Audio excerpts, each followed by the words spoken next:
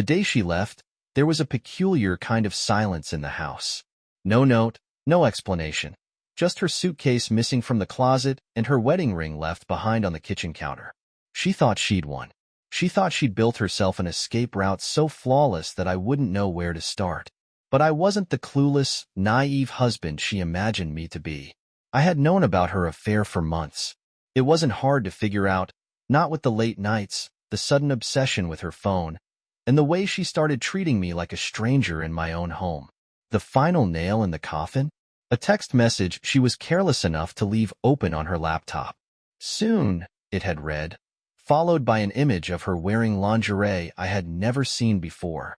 She thought I'd fall apart, that I'd beg her to stay when the truth came out.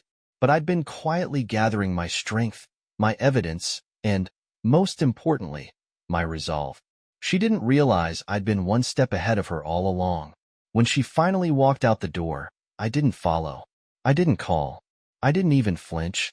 I had plans of my own, and I'd been waiting for the perfect moment to execute them. If she wanted to lie, manipulate, and betray, then she'd come back to a reality she'd never forget. It was 3 weeks later when she came crawling back.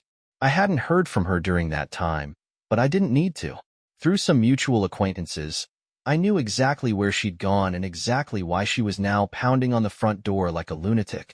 I opened the door casually, leaning against the frame, and there she stood, disheveled, mascara smudged, and her expression shifting between desperation and fury.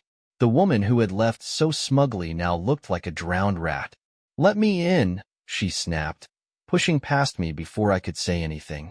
Typical. "Sure," I said, closing the door behind her. "Wouldn't want the neighbors to see your grand return." She shot me a glare, but there was no fire behind it. She dropped her designer purse on the floor. Another gift for me she'd gladly paraded around with her lover, and started pacing like a caged animal. "Before you say anything, just know I'm not here to grovel.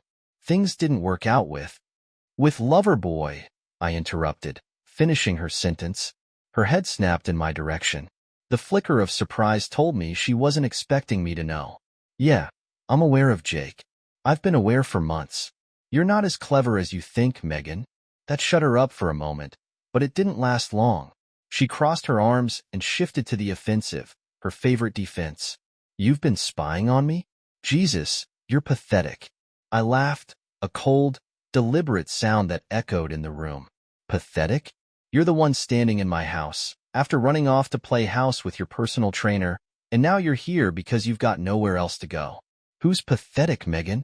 Her face turned red, and for a moment, I thought she might actually cry.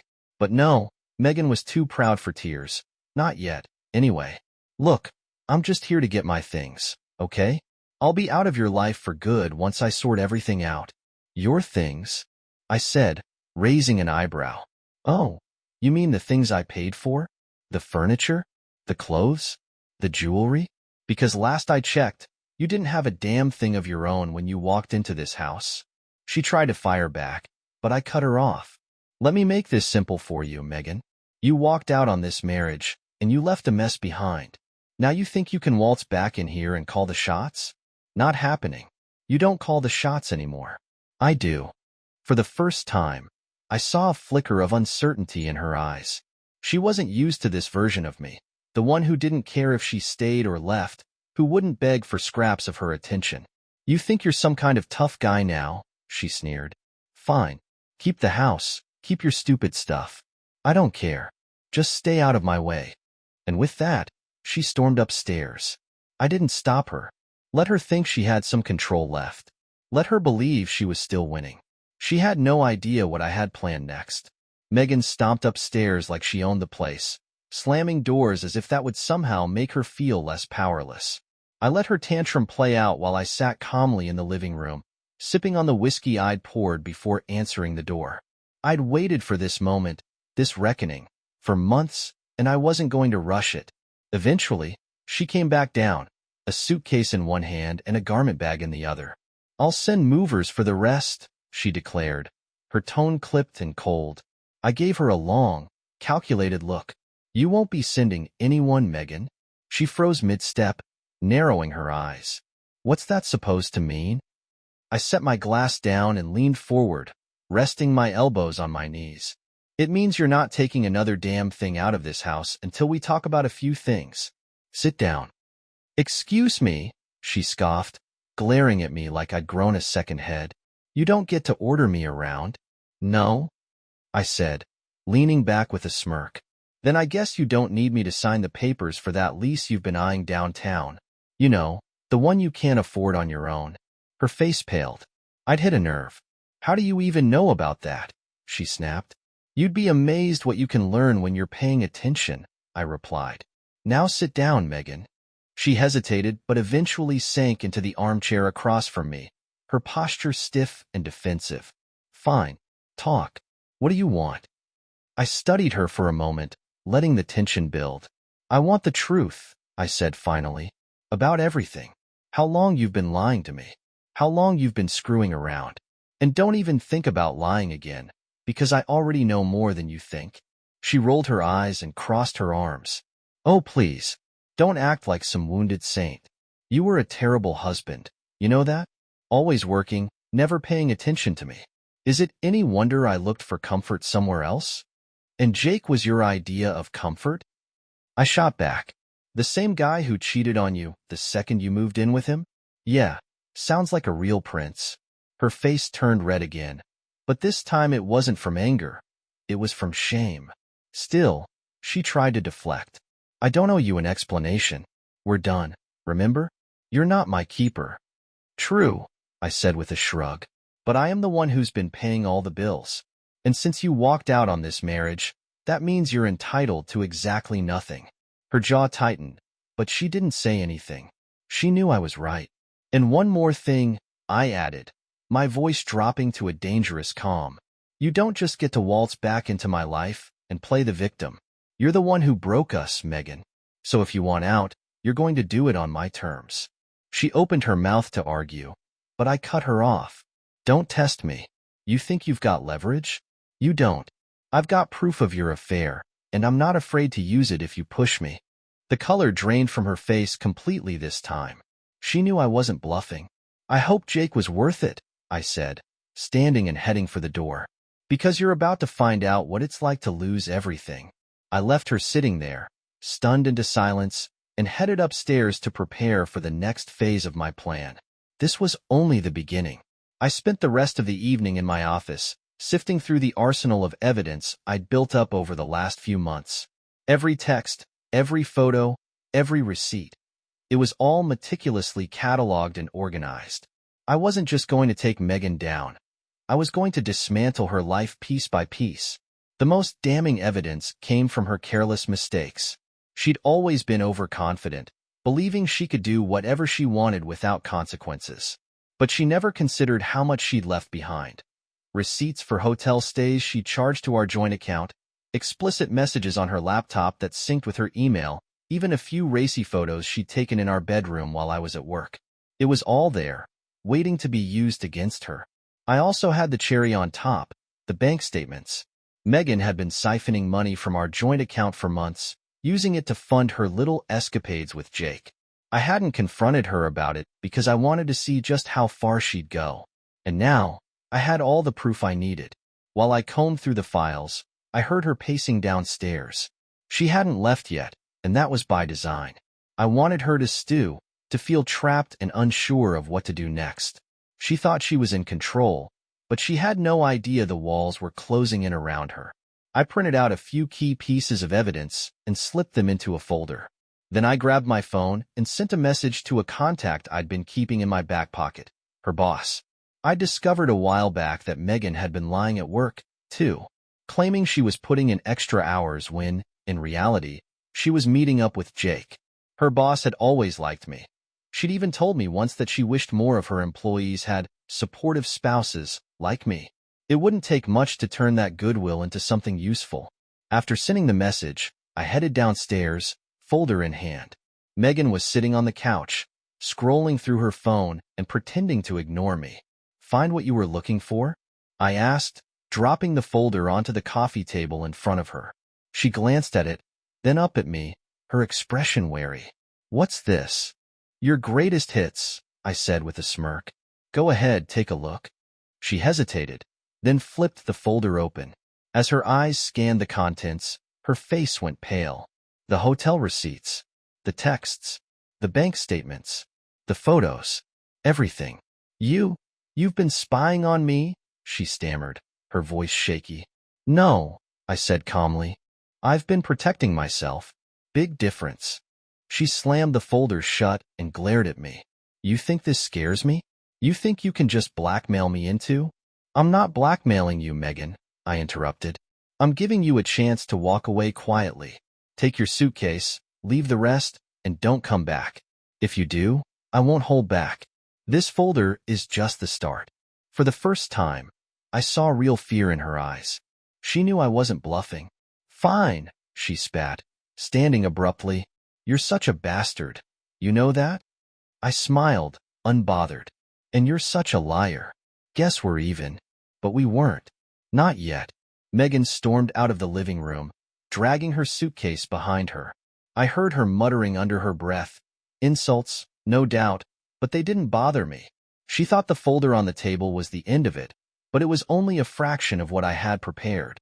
As the front door slammed shut, I let out a slow breath and checked my watch. Right on time. A few minutes later, my phone buzzed, a message from Megan's boss.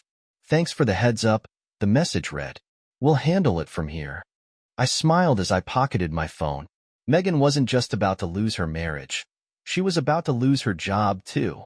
It wasn't just petty revenge, it was justice. Her lies had hurt too many people for too long, and it was time she faced the consequences. But I wasn't done. I'd hired a private investigator weeks ago to follow Megan and Jake. It wasn't just about catching her in the act. It was about getting undeniable proof that couldn't be spun into some sob story. The photos I'd received were damning. Megan sneaking out of Jake's apartment in the early morning, her car parked outside a cheap motel, the two of them laughing over drinks at a bar while I was working late to pay for her lifestyle. I'd even uncovered something she probably thought no one knew. Jake wasn't just her lover. He was her co-conspirator in something bigger. They'd been scheming to set me up as the abusive husband, hoping to use that lie to fast-track a divorce in her favor. The messages between them were clear as day, and I had them all saved. The best part? Jake was as reckless as she was. He had a string of women he'd cheated with, some of whom had been more than willing to spill the details when approached by my investigator. Megan thought she was special, but she was just another notch on Jake's belt. I knew exactly how to use all of this. The trap wasn't just about exposing her to the people around her. It was about making sure she had nowhere left to turn. When Megan came back a few hours later, her suitcase still in hand, I was ready. You're back sooner than I expected, I said, leaning against the doorway as she walked in. I don't have time for your games, she snapped.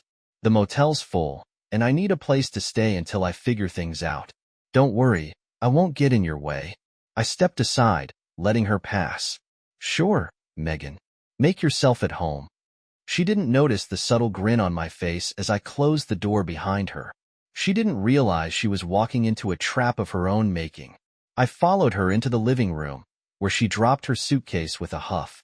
What do you want now? She asked, not even looking at me. Just thought you might want to know. I said, your boss called. That got her attention. She froze, then slowly turned to face me. What?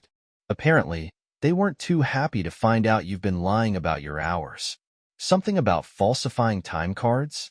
I said casually, watching her face twist into panic. You told them, she hissed. I warned you, Megan. Actions have consequences, I replied. And this is just the beginning. Her jaw tightened, and for a moment, I thought she might lash out. But then she did something unexpected. She laughed. You really think this makes you the good guy? She said, her voice dripping with venom. You think you're better than me? Newsflash. You're just as pathetic and petty as you think I am. Maybe, I said, unbothered. But the difference is, I'm not the one who destroyed our marriage. That was all you.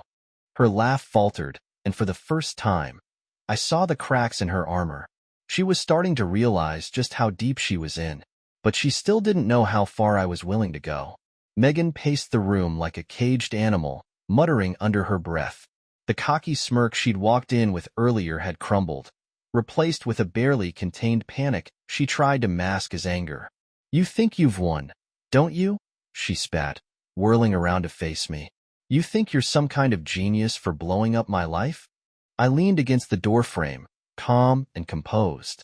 "This isn't about winning, Megan. It's about consequences. Something you've been dodging for far too long." She scoffed, shaking her head. "Spare me the lecture. You're no saint. You're just pissed you couldn't keep me under your thumb." I chuckled, low and humorless. "Under my thumb? Megan, you walked out on this marriage. You lied, you cheated, and you played the victim. You don't get to stand there and rewrite history just because it suits you." She glared at me, but I could see the fear creeping in now. The bravado was fading. "You're really enjoying this, aren't you?" "Not particularly," I said, "but I'll admit, it's satisfying watching you squirm. You've had everyone fooled for so long. Your friends, your coworkers, even me.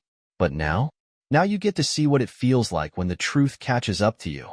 I watched as her eyes darted around the room, searching for some kind of leverage. But there was none to be found.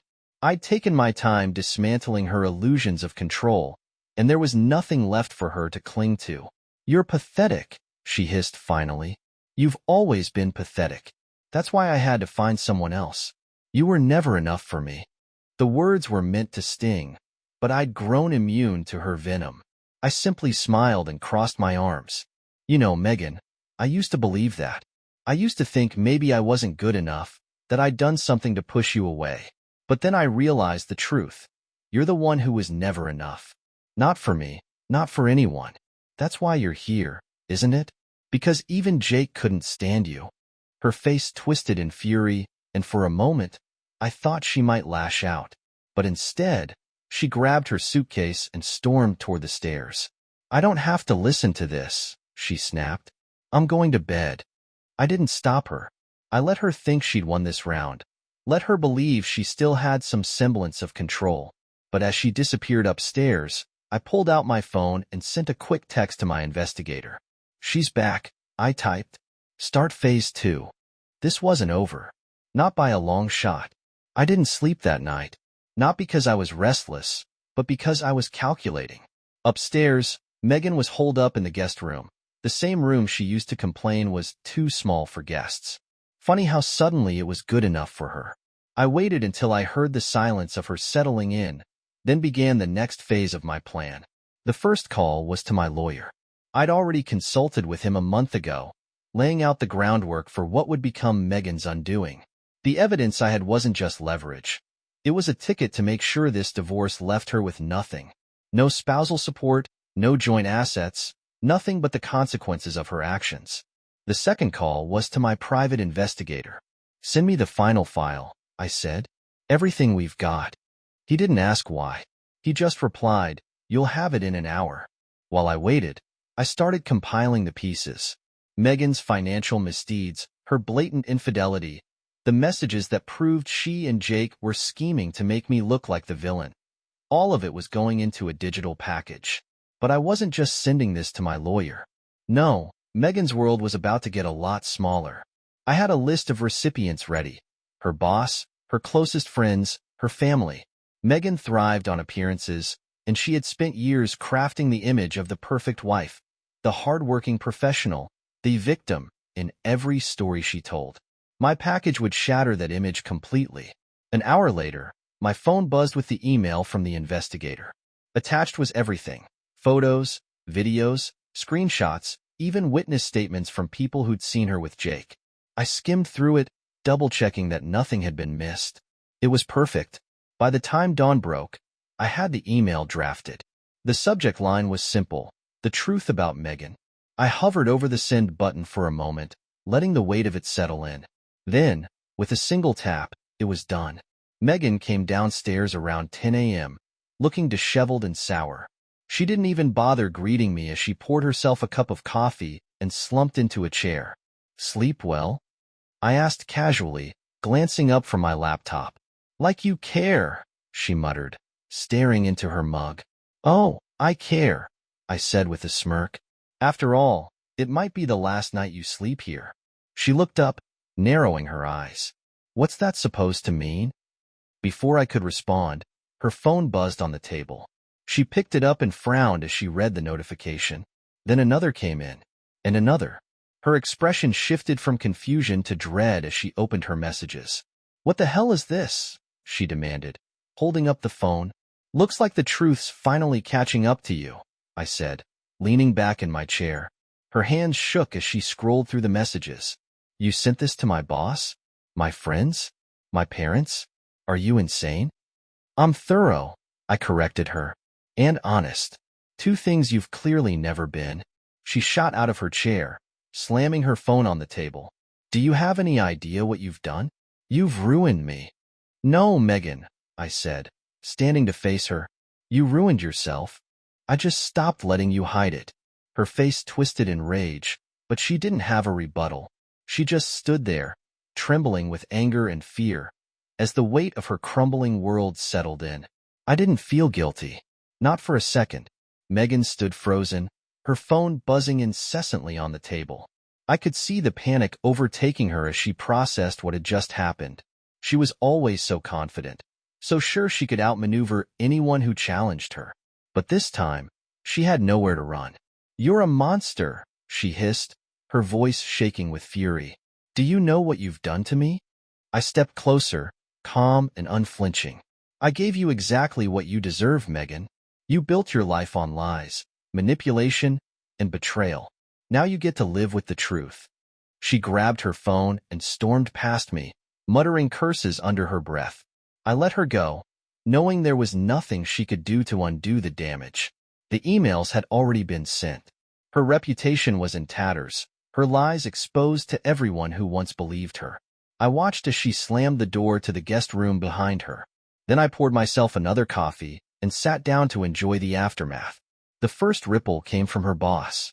Megan must have tried to call in some damage control, but it didn't work. Her job was gone within the hour, and the email I received from her now former employer confirmed it. "Thanks for bringing this to our attention," the email read. "Megan's behavior is unacceptable, and we've terminated her position effective immediately."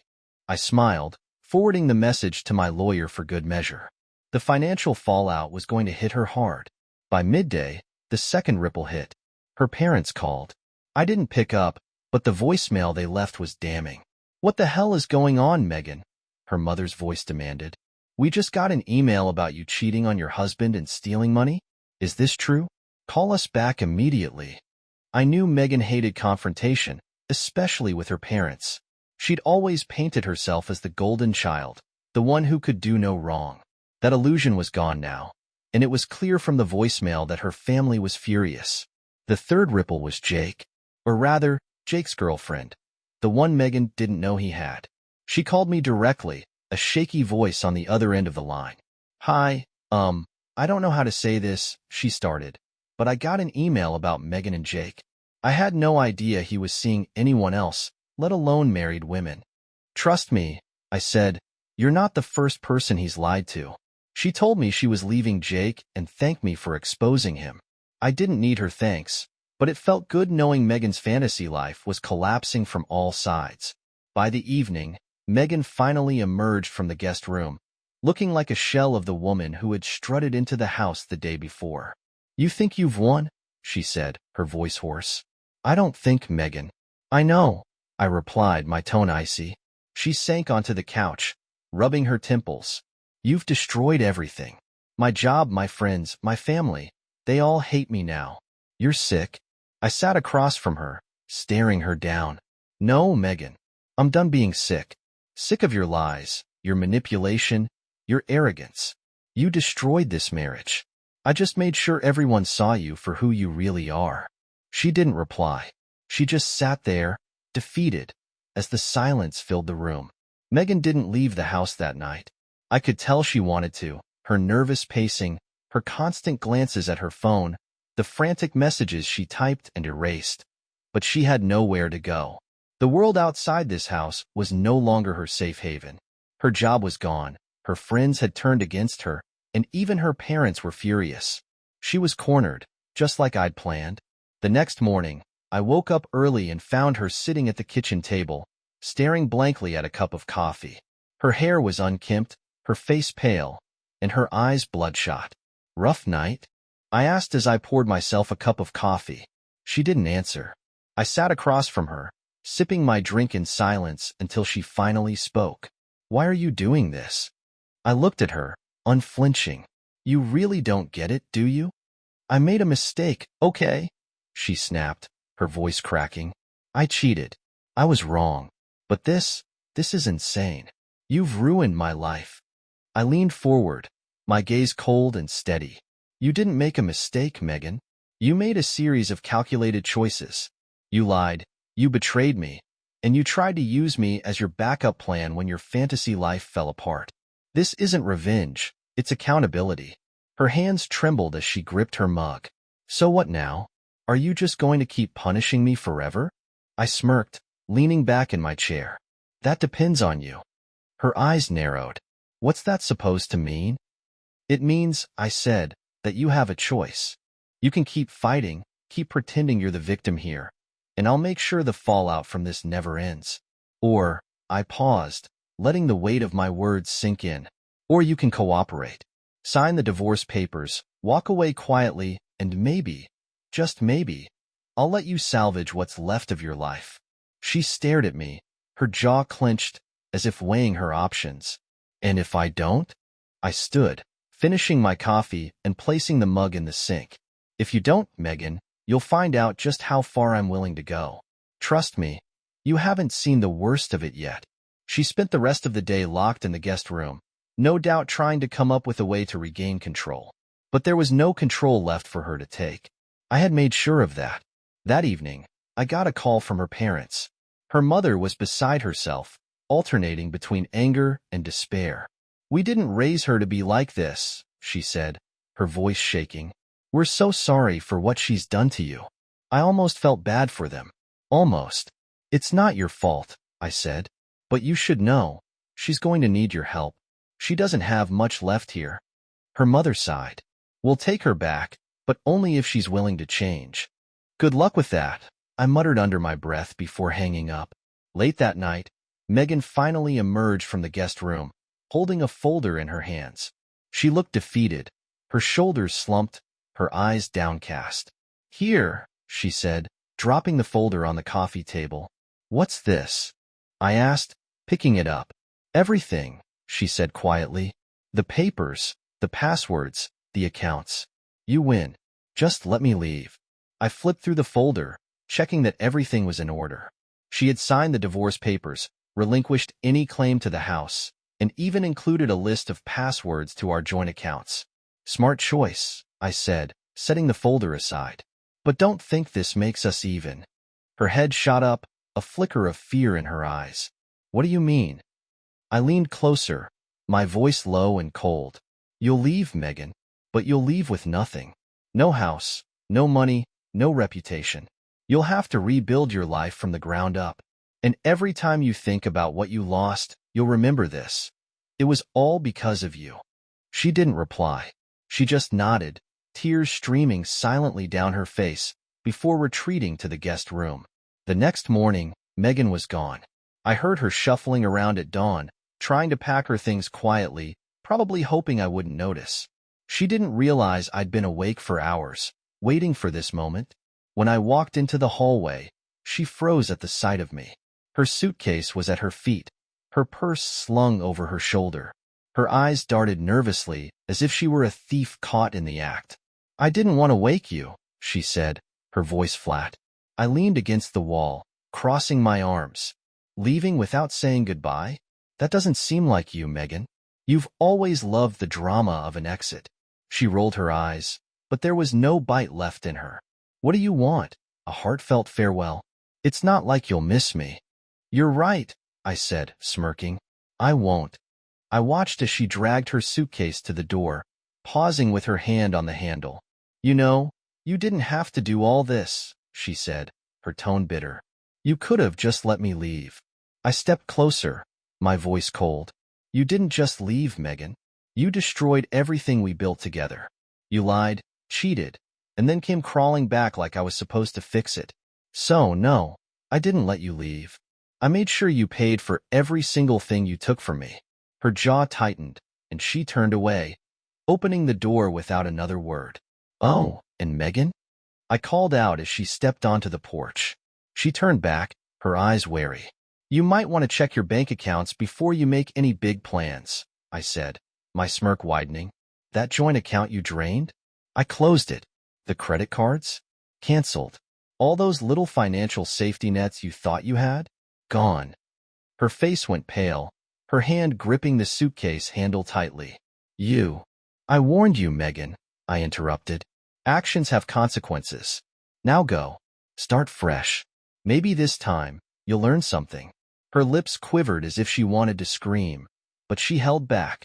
Without another word, she walked to her car and drove away. I stood there for a moment, watching the taillights fade down the street. It felt like the final chapter of a book I'd been desperate to close. But I wasn't done. Later that afternoon, I got a message from the private investigator. "She's leaving town, but you'll want to see this," it read, accompanied by a file. Curious, I opened it. Inside were photos of Megan from the past week, meeting with Jake, arguing with him, and, finally, slapping him across the face before storming out of his apartment. But it was the final image that caught my attention. Megan handing Jake an envelope, his smirk wide as he pocketed it. The timestamp on the photo was from 2 days ago. "Do some digging," I replied to the investigator. "Find out what was in that envelope." If Megan thought she could leave town without trying one last scheme, she was about to learn just how wrong she was. 2 days after Megan drove off, I got a call from the private investigator. He didn't waste time with pleasantries. "We've got it," he said. "What was in the envelope?" I asked, already bracing myself for another one of Megan's schemes.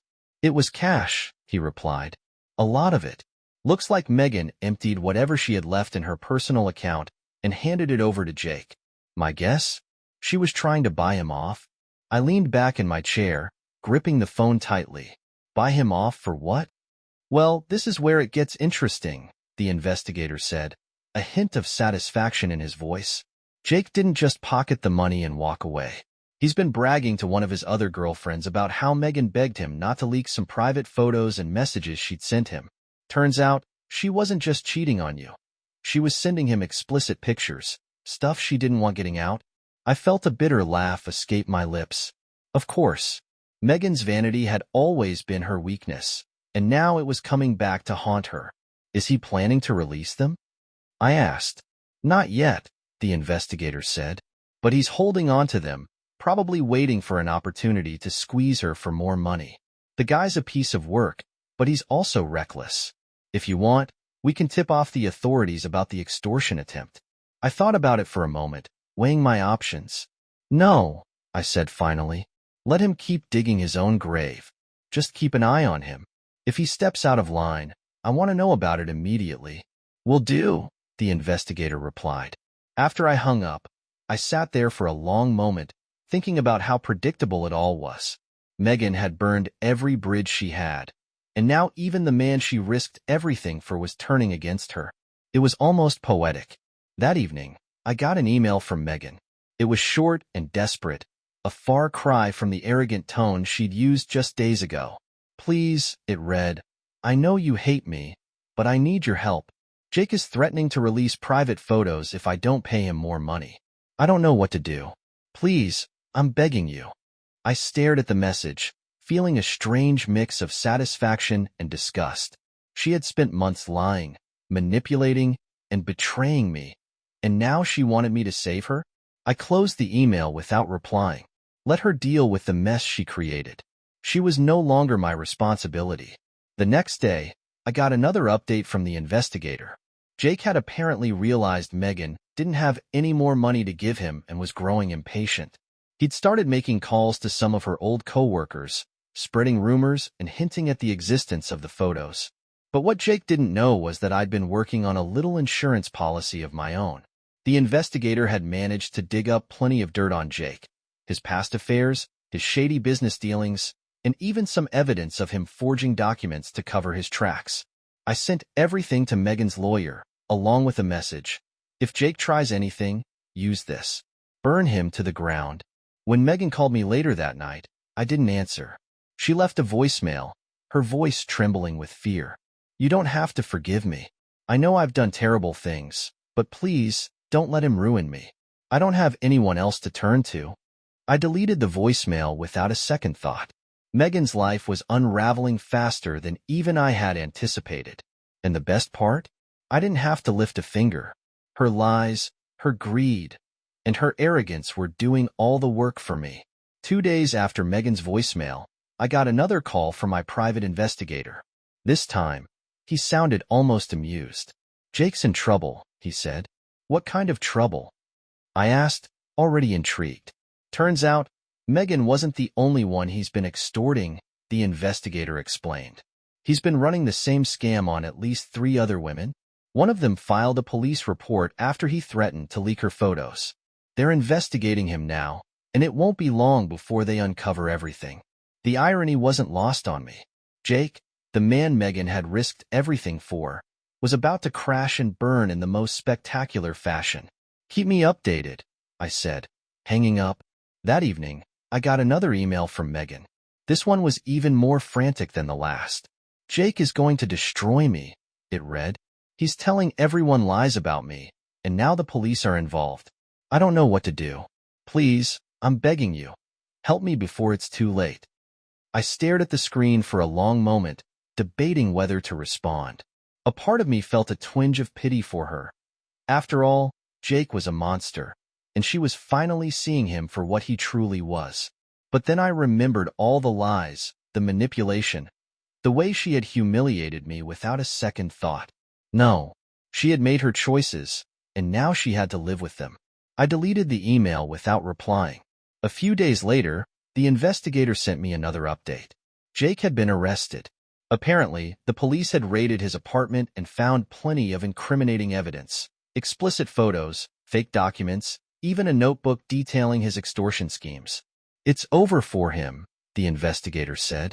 "He'll be facing charges for extortion, fraud, and possibly more once the other women come forward." "Good," I said, feeling a sense of closure. "What about Megan?" he asked. "She's tied to Jake in all of this. Think she'll go down with him?" I smirked. "She's already at rock bottom. Let her deal with the fallout. It's not my problem anymore." The news of Jake's arrest spread quickly, and it wasn't long before Megan's name was dragged into the headlines. The tabloids had a field day with it, painting her as a willing accomplice in Jake's schemes. I couldn't help but feel a grim satisfaction as I read the articles. Megan had always been obsessed with appearances, and now her name was being dragged through the mud for everyone to see. But the real blow came when her parents called me again. Her father's voice was cold and distant. "We're done with her," he said. "She lied to us. She lied to you. And now she's involved in something criminal? We can't keep cleaning up her messes." "Understandable," I replied, keeping my tone neutral. "She's on her own now," he added before hanging up. Later that night, Megan showed up at my door, looking like she hadn't slept in days. Her clothes were wrinkled, her hair was a mess, and her eyes were red from crying. "Please," she said, her voice barely above a whisper. "I have nowhere else to go." I stood in the doorway, blocking her path. "You made your bed, Megan. Now you get to lie in it." Tears streamed down her face as she tried to argue. "I made mistakes, okay? I was stupid, I was selfish, but I can't fix this alone. Please, I'll do anything. Just help me." I stared at her, unmoved. "You didn't just make mistakes, Megan. You destroyed lives, mine included. And now you want me to save you." She sobbed, dropping to her knees. "I'm sorry. I'll do whatever it takes to make it right." I shook my head, stepping back. "It's too late. Goodbye, Megan." I closed the door, leaving her on the porch. I didn't look back. When I closed the door on Megan that night, I thought it was over. I thought I had seen the last of her. But as always, Megan had one more card to play.